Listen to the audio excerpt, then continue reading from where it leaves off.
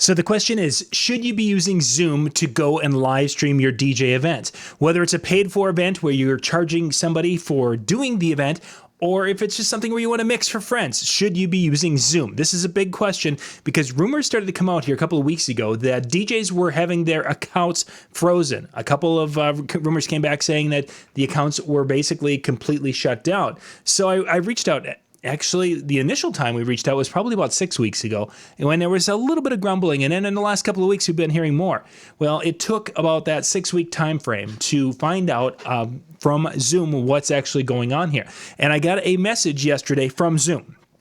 And we end up talking to him. I talked to a Leonard from Zoom here. And by the way, if you want to check out Zoom's terms of service, they're very similar to most every other streaming service out there. Go to zoom.us/terms, TRMS. But basically what they're saying is that if you are using copyrighted material, that is against their rules and regulations and such. And they will, their terms of service, there's the word I was looking for, and they will shut you down. But the thing is that it has to be found in order for that to happen.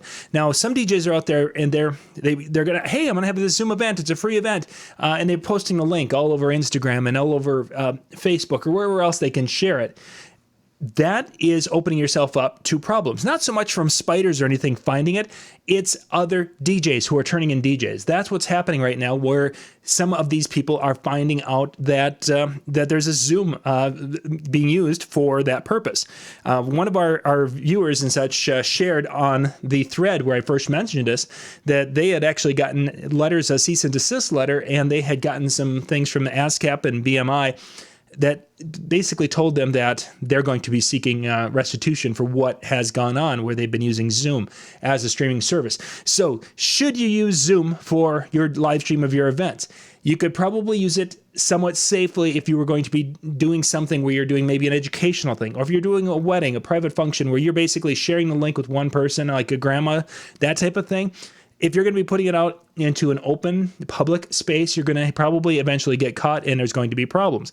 Zoom, as of right now, does not have the spiders that are going around and listening for every song and doing that. They don't have that capability yet. Doesn't mean that it will not be there in the future. If the record labels start pushing them hard enough, they will have that, just as Facebook and YouTube have it right now.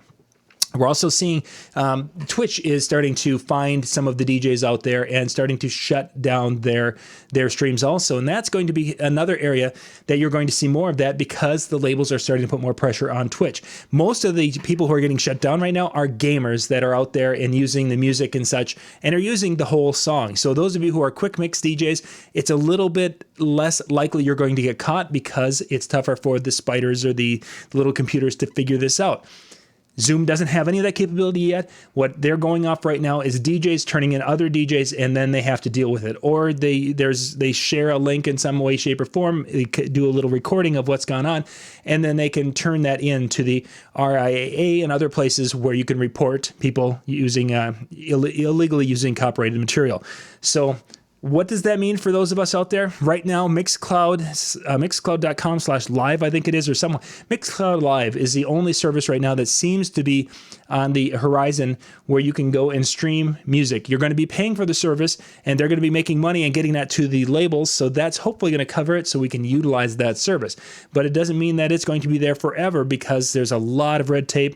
Our conversations with the record labels, when we had this conversation probably about 4 weeks ago, there's a lot of different variables within this, and within the DJ community, there's not much trust of what we do as DJs. So you're not going to be able to find licensing in an easy way.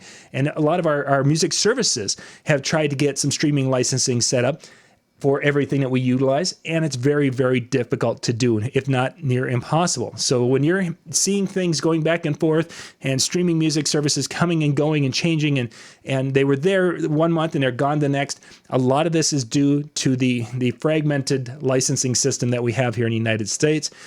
Getting back to Zoom, you could use it at your own risk. If you use it and it gets shut down, no, it could happen.